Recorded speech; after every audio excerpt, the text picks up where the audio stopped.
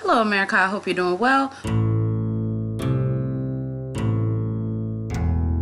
Welcome to my review of Married at First Sight, Season 8, Episode 7. If you hear my cat, she is in the background. She is in the dog crate. She wants to get out, but that's only because she's spoiled, okay? A new episode of the Awkwardly Acceptable podcast will be out tomorrow. Maybe around like 8 o'clock. I'm not really sure because I haven't done a script or anything. So, you know. Also, I do have music, original music that I will link up here. Oh, wow, I did it correctly. Also, my eyebrow, I don't know. My hair's done now. So, y'all like this? This is my baby. Baby. This is my...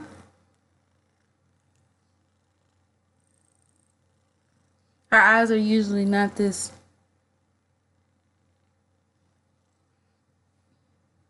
I'm going to see if she can stay right here, but I'm pretty sure that she won't because she is 6 months old. She turned 6 months old yesterday.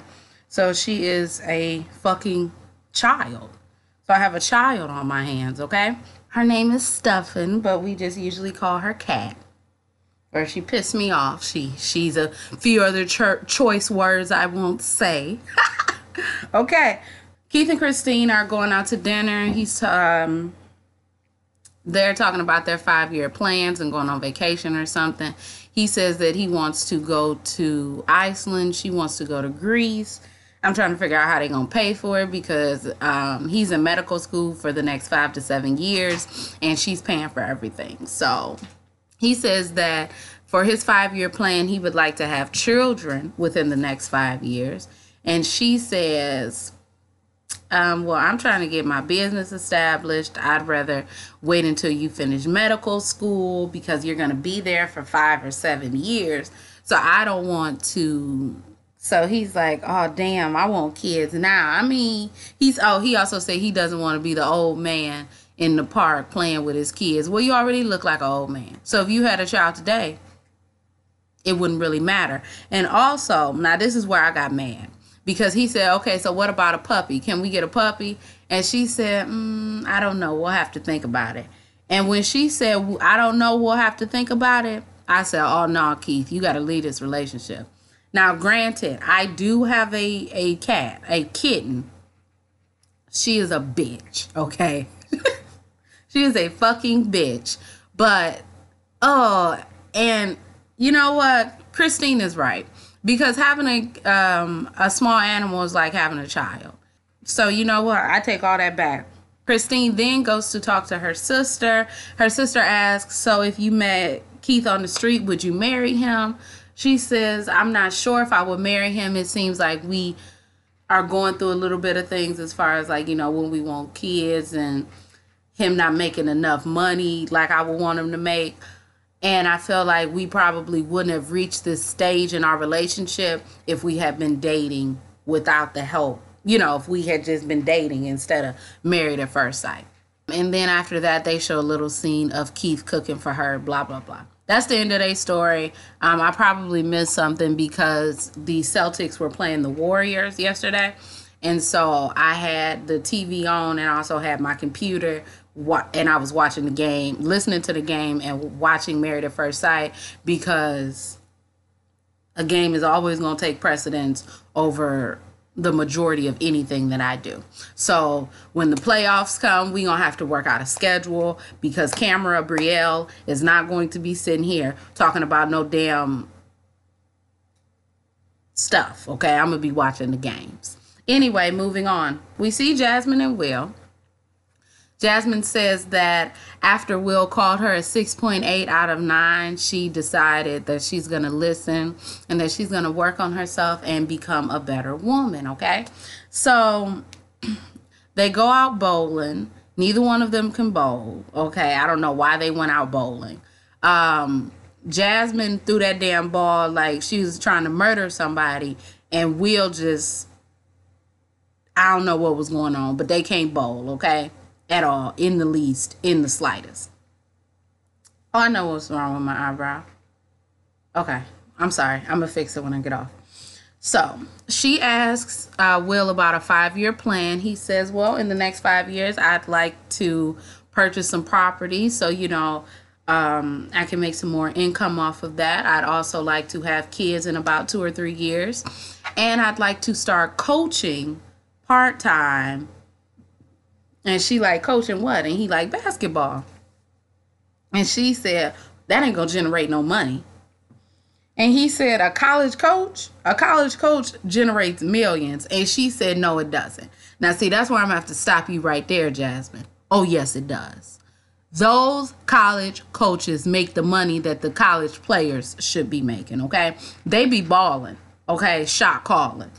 No, seriously. They be balling, though. Like, not even joking, not even playing. They be making money, especially if you're coaching a what is it, like a March Madness team? I don't follow college basketball, so I'm not. But if you coaching like a Division I team, or like, bro, you're gonna get some money. So Jasmine, you were sadly mistaken. When Jasmine said about the money, Will got very pissed, basically, for lack of a better term. He was like, oh, hell no. I'm here talking about my passion to you. I'm here talking about something that I genuinely enjoy and that I want to make a difference in kids' lives. And you talking to me like, well, it's not going to make enough money? Red flag number 1. That's why your ass was a 6.8, Jasmine. And if you keep fucking with me, you're going to be a 3.5, okay? Keep fucking with me. That's what Will said. He said, keep fucking with me, and I'm going to divorce your ass in 2 weeks. Jasmine, you fucking up a good thing. That's all I gotta say. So in the next scene, he goes to see his friends. He then discusses the conversation that they had about Jasmine just looking at the money aspect of coaching. This is why you can't put your friends in your relationship, because both of his friends were like, oh, well, I mean, that ain't really flying with me. I don't want a partner who is just focused on the money aspect. Will then says, I don't want to be a provider. I want to have a partnership. I want to have things more equal than me being, than me taking care of her and being the sole provider in the marriage and paying all the bills and doing all of this and doing all of that. Okay, so in the next scene, Dr. Jessica comes, and Dr. Jessica just wants to know what some of their problems are in their relationship. Will says that one of the big problems in their relationship is communication. And he thinks that after this experience is over, that she's going to revert back to wanting him to become the sole provider and, everything that she believed before this experiment. I'm sorry. My cat is in the background. This is why I do videos when no one is around. This is the exact reason, okay? Jasmine says, well, I mean, I did compromise, I wanted him to be the sole provider, but I'm compromising that for us. And Dr. Jessica is like, so are you compromising or are you sacrificing? Because if it is a core belief that you believe in, then you're sacrificing something that you genuinely believe in, and this could lead to resentment. So I was like, ooh, you better give me some knowledge. You better give me some knowledge, because I said, ooh, I like that. I really did like that. But that is the end of their scene, if I'm not mistaken. Now, one thing I did not like is everybody was fucking with me yesterday, because I came home and Married at First Sight was not on the DVR. And I was like, what's going on?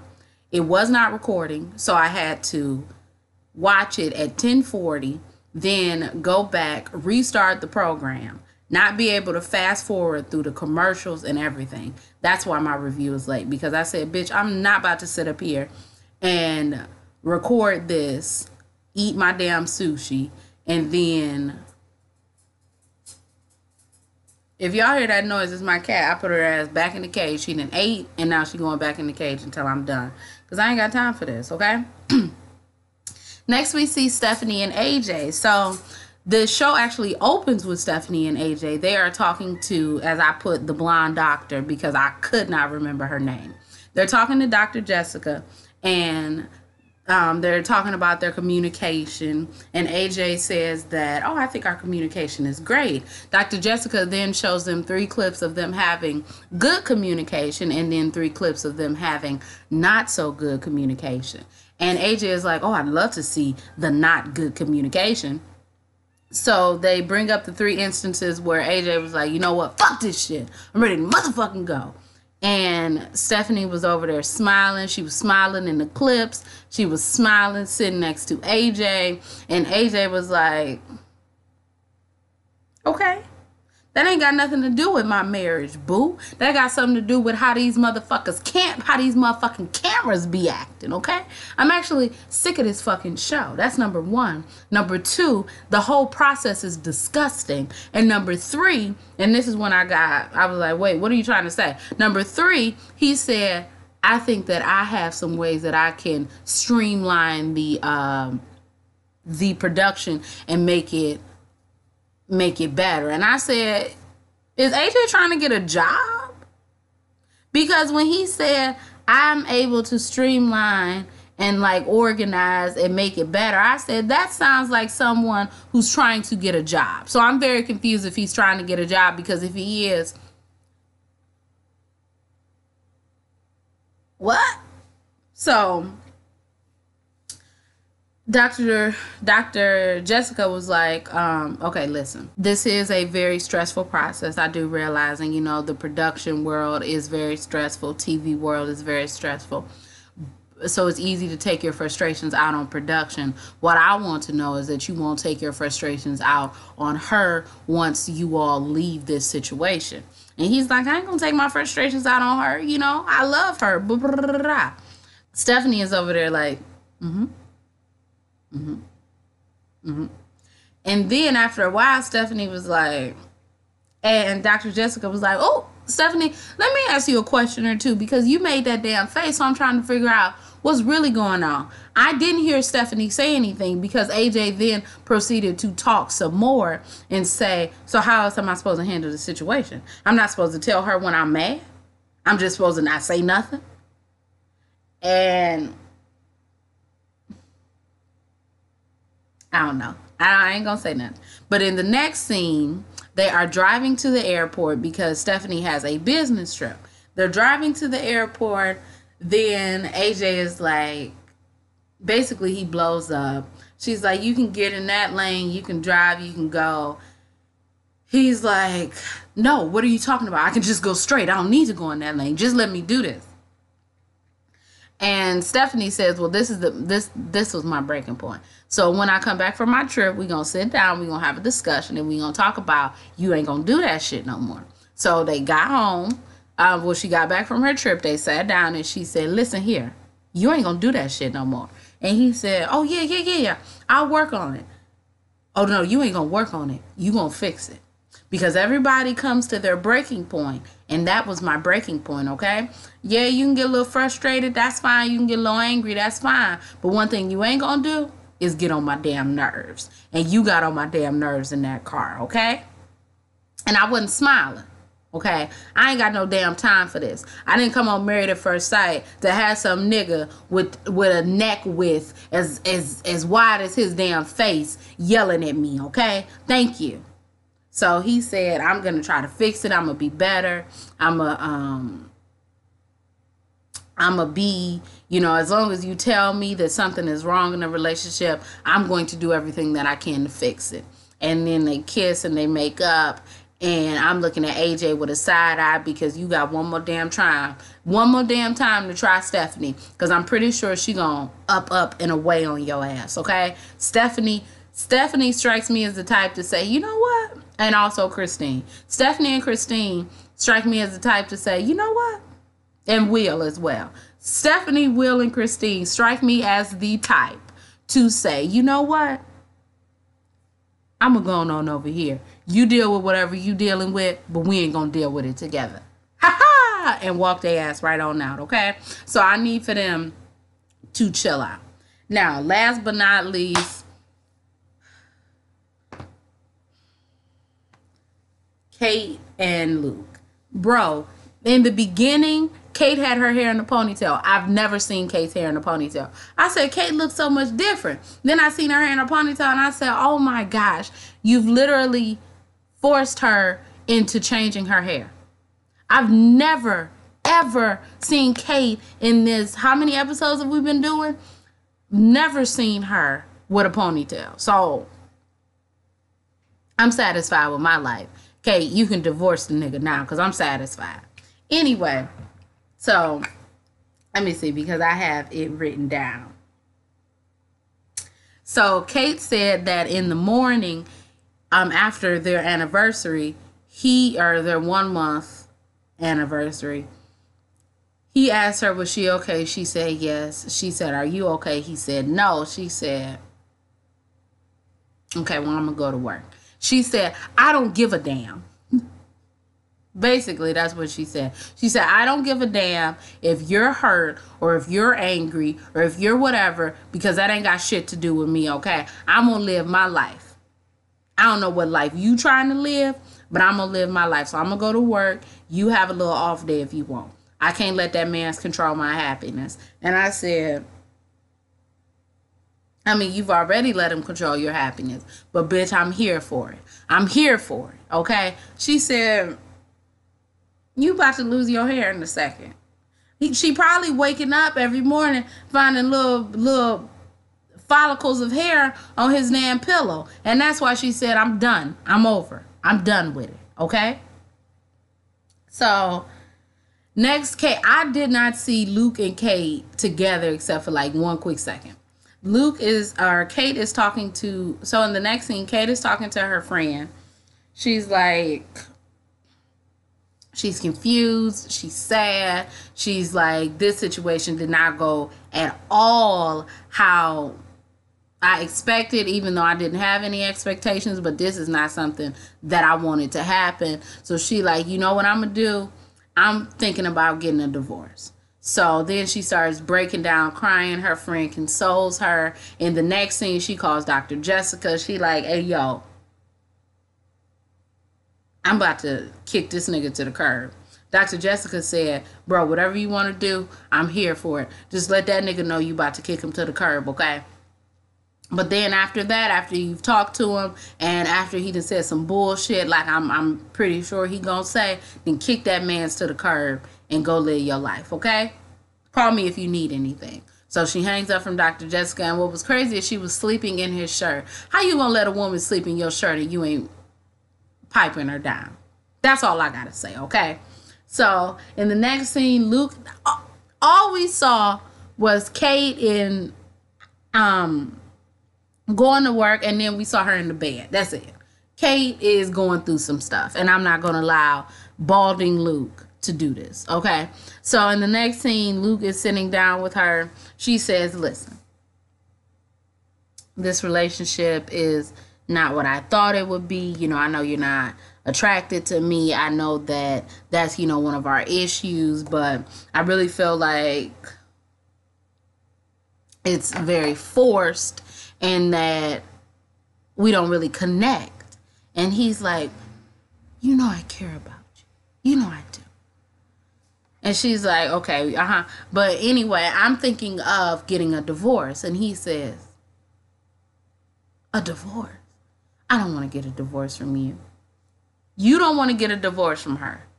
He says, there are some things that you do that I find attractive. And she said, okay, so why don't you tell me about those things when I do them? He said, I'll start to tell you. So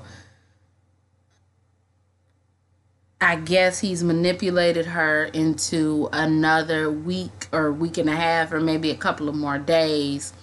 He said in the confessional that he understood why they were matched and he does care for her and he has developed feelings toward her. And that he says that he realizes that he may have hurt her one too many times. Well, once you say, that's what you did. After she kissed you, you said, that's what you did. You said, oh, God. Whoa. Damn, did her breath stink? What was the real reason why you said you felt repulsed after kissing her? There is no real reason. You're just a bitch.